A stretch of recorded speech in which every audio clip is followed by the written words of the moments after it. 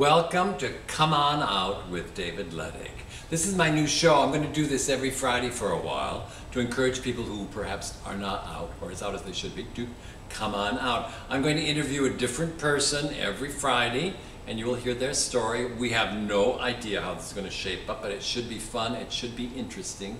And today I'm going to interview a great friend of mine, Douglas Payne, who's going to talk to us about when he came out. Douglas, please join me. This is Douglas Payne, and I'm just going to ask you, it's the first time, so we're just going to struggle through this, but Douglas, I'm going to say, tell me about when you came out, and you can give me as much background information, whatever you want to do, but please direct yourself to the camera. All right. Look straight into it. I think I came out to myself when I was about 15 or 16, which is a unusual thing to be gay where I grew up.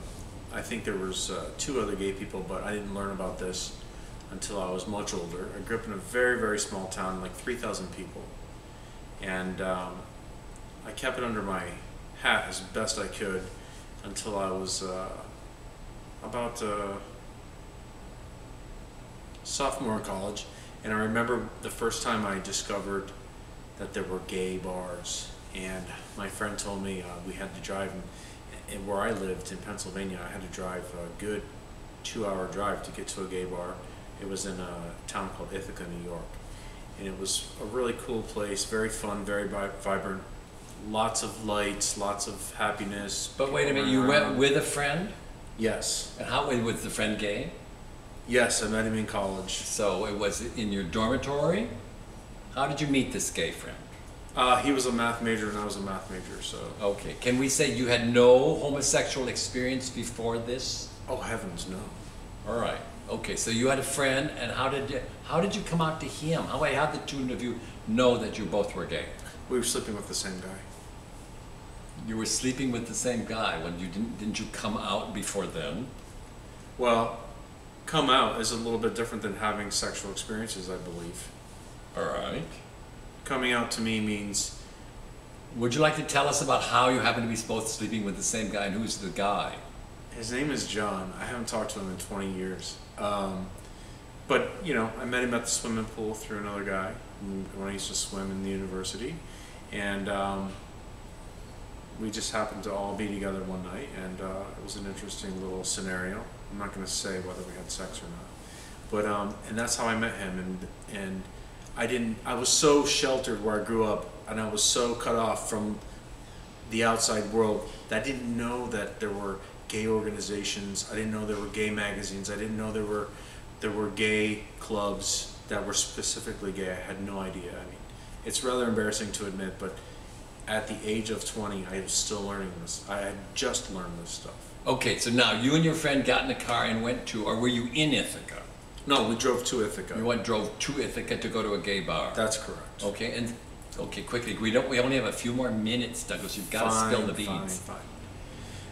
So, I really think when I was I struggled a lot with being gay, and when I finally came to grips with it, I kind of broke away from all my friends in a sense, and prepared for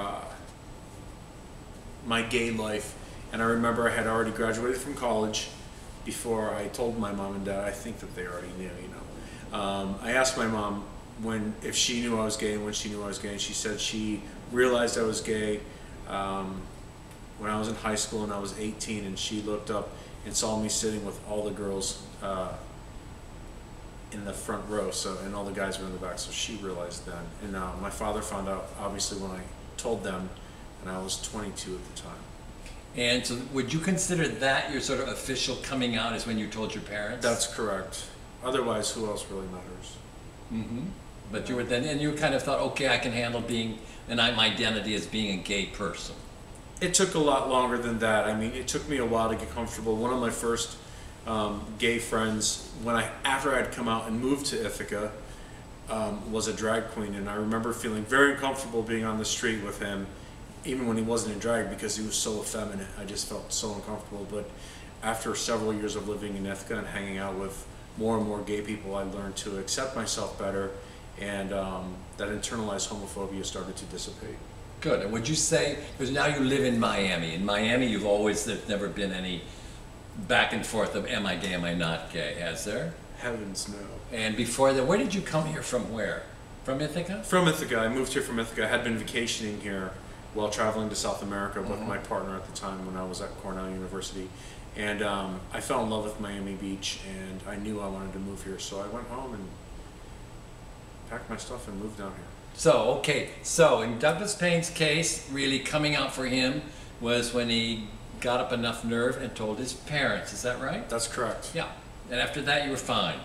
Yes. Because I myself find that a lot of people I know who are closeted, who are like famous people, rich people, it isn't the public image that's worrying them, it's their parents.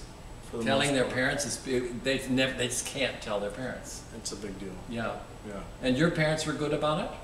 Yes, they were. They weren't outraged and... Not really. I think my father was disappointed, but my mom was like, she already knew. Good. Okay. Oh, is that it, Doug? Tell us anything more you want to say. Come on. the other thing is I remember when I was telling my friends, my closest friends at the time, and I told them I said, hey guys, I got to tell you something. And they said, what? And I said, you know, I think I'm gay. And they're like, oh, you finally figured it out.